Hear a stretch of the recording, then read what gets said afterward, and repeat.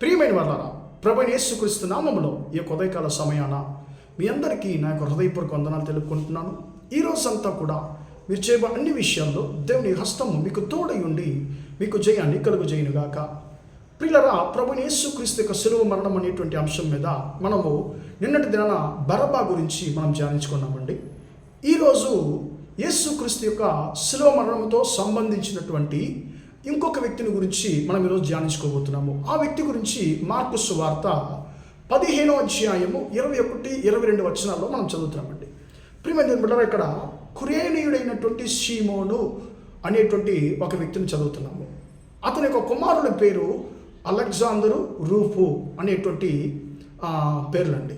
ఇప్పుడు అలెగ్జాందర్కు, రూపుకు తండ్రి అయినటువంటి కురేనీయుడైనటువంటి సీమోను పల్లెటూరు నుంచి వచ్చుచుండగా ఆయన యొక్క సిలువను, యేసుక్రీస్తు యొక్క సిలువను అతడు మోయినట్లు అతని బలవంతపరచిరి అనేటువంటి మాటను మనం చదువుతున్నామండి.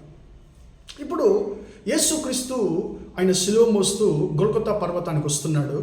ప్రియమైన బిడ్డలారా, ఆయన కొరడాతో కొట్టారు, ముళ్ళ కిరీటం ధరించారు. అందువల్ల ఆయన రక్తమంతా కూడా చాలా ఆ రక్తము కారిపోయింది. ఇప్పుడు యేసయ్య అలసిపోయి ఉన్నాడు. దాదాపు 17 గంటలు ఆయన నీళ్లు తాగడానికి నీళ్లు కూడా లేకుండా ఆయన చాలా బాధతో ఉన్నాడు. కాబట్టి ఆయన సిలువ మోసుకొని ముందుకు సాగలేకపోతున్నాడు.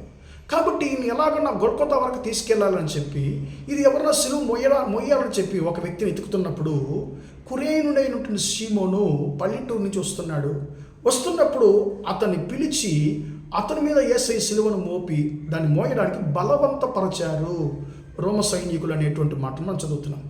ప్రియమైన బిడ్డలారా, ఈ సీమోను ఎవరు? ఈ యొక్క కురేనీయుడు అనేటువంటి మాట తెలుగులో ఉంది.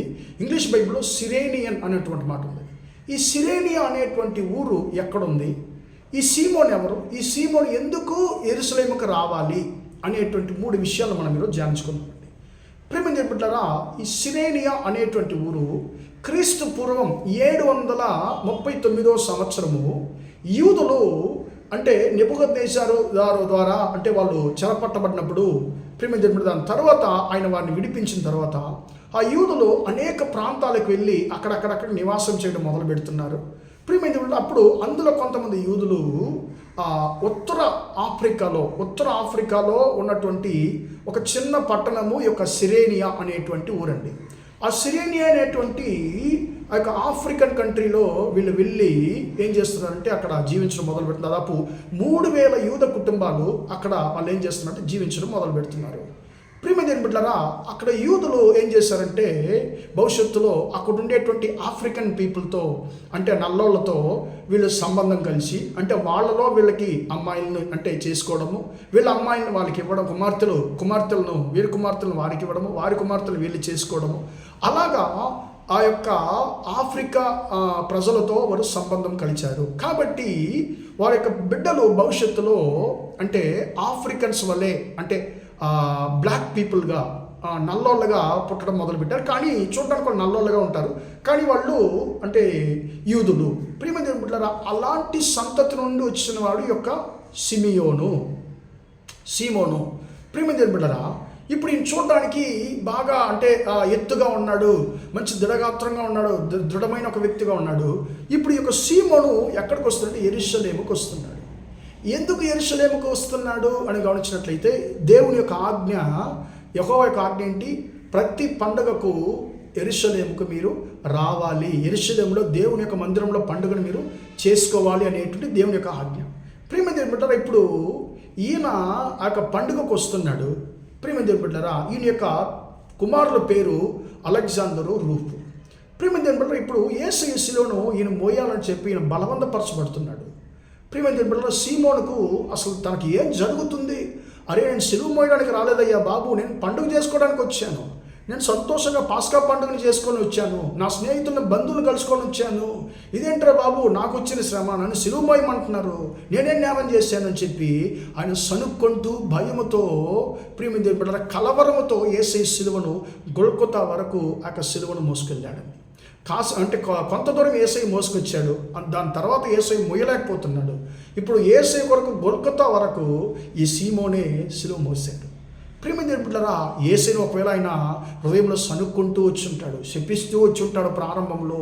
ప్రియమైన బిడ్డలారా, కానీ గొల్గొతా దగ్గర వచ్చినప్పుడు ఈయన ఎవరండి, ఎందుకు ఈయన సిలువేస్తున్నారని ఇతరుల దగ్గర అడిగినప్పుడు సీమోనికి అర్థమై ఉంటుంది, యేసయ్య ఏ నేరం చేయలేదు, ఆయన అన్యాయం ఏమి చేయలేదు, ఆయన పరిశుద్ధుడు, ఆయన నిర్దోషి అనేటువంటి విషయాన్ని సీమోను గ్రహించి ఉంటాడు. ప్రియమైన దేవుడా, భవిష్యత్తులో చరిత్రని గురించి చెప్తుంది. భవిష్యత్తులో సీమోను యేసయ్యను తన రక్షకుడిగా అంగీకరించి యేసయ్య యొక్క బిడ్డగా ఆయన జీవించాడు. ప్రియమైన దేవుడారా, భవిష్యత్తులో వారు ఎఫెసీ పట్టణానికి వారు వచ్చినట్లుగా మనము చరిత్రలో గమనించగలమండి. ఈయన అపోస్తల కార్యము 19వ అధ్యాయంలో 33వ వచనంలో పౌలుతో ఉన్నటువంటి సేవకులలో అలెగ్జాండరు అనేటువంటి ఒక వ్యక్తిని మనం గమనిస్తున్నాం. అపోస్తల కార్యము 19వ అధ్యాయము 33వ వచనంలో ఎఫెసీలో పౌలుకు ఆయన ఉన్నటువంటి ఆయన యొక్క ఇతర సేవకులకు కొంచెం అక్కడ సమస్యలు కలుగుతున్నాయి. అప్పుడు పౌలు యొక్క సేవకులతో నిలిచిన ఒక వ్యక్తి ఎవరంటే ఒక అలెగ్జాండర్ అనేటువంటి వ్యక్తి. ఈయన ఎవరు? సీమోను యొక్క మొదటి కుమారుడు. రోమా పత్రిక 16వ అధ్యాయం 13వ వచనంలో కూడా ఆ యొక్క పౌలు భక్తుడు అంటున్నాడు, ప్రభు ద్వారా ఎన్నుకోబడినటువంటి రూపుకు వందనములు, అతని తల్లికి వందనములు, అతని తల్లి నాకు కూడా తల్లి అనేటువంటి మాటను రోమా 16:13లో చదువుతున్నాం. ప్రియమైన బిడ్డారా, ఎందుకు సిలువ మోస్తున్నామని చెప్పి కారణము తెలియకుండా సిలువ మోసినటువంటి ఒక వ్యక్తి. ఇంకోటి ఏంటంటే ప్రియులారా, యేసయ్య లోక పాపమును తన మీద వేసుకొని లోక పాపమును శాపమును సిలువ రూపములో యేసుక్రీస్తు మోస్తూ వస్తున్నాడు. ప్రియమైన బిడ్డలారా, ఆయన సిలువను ఆయనతో ఉన్న శిష్యులు మోయలేకపోయారు. ఆయన సిలువను ఆయన తోడబుట్టిన వాళ్ళు కూడా మోయలేదు. ఆయన సిలువను వేరే ఎవ్వరు మోయలేదు.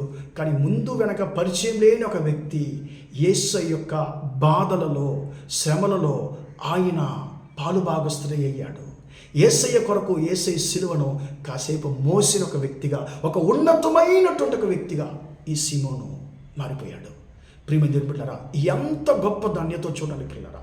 లోక పాపమును సిలువ రూపంలో యేసయ్య మోస్తుంటే ఆ యేసయ్య యొక్క బాధలో శ్రమలో పాలు పొందాడు యొక్క సీమోను.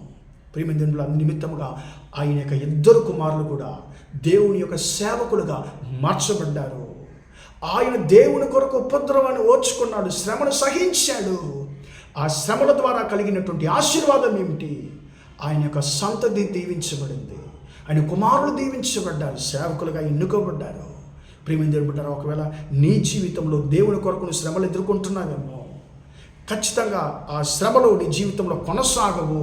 ఖచ్చితంగా శ్రమల ద్వారా నీకు ఆ శ్రమల తర్వాత గొప్ప హెచ్చింపు, గొప్ప ఆశీర్వాదం కలిగిపోతుంది. ఆ ఆశీర్వాదము ద్వారా నీ సంతతి దీవించబడబోతుంది అనేటువంటి విషయాన్ని ఇక్కడ మనం నేర్చుకుంటున్నాం.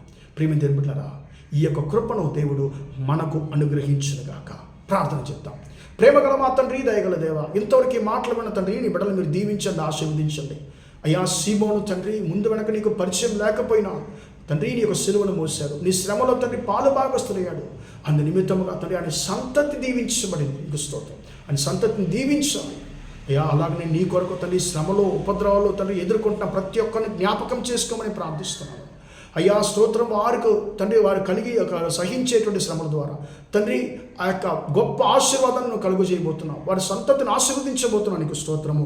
నీ కొరకు శ్రమ సహించుతున్నటువంటి ప్రతి ఒక్కరిని దీవించండి. తన యొక్క శ్రమ ద్వారా తండ్రి పెద్ద జయాన్ని కలుగజేయండి. శ్రమను తండ్రి అయ్యా స్తోత్రం మీరు మార్చివేయమని ప్రార్థిస్తున్నాను. ఈరోజంతా కూడా మా సహోదర సహోదరులు చేసే అన్ని విషయాల్లో మీ హస్తం తోడిన వారిని ఆశీర్వదించమని యేసు నామమున ప్రార్థించి అడిగి వేడుకొంచున్నాను తండ్రి. ఆమేన్, ఆమేన్. ప్రియమైన వాళ్ళరా, దేవుడు మిమ్మల్ని దీవించి ఆశీర్వదించును గాక. Praise the lord.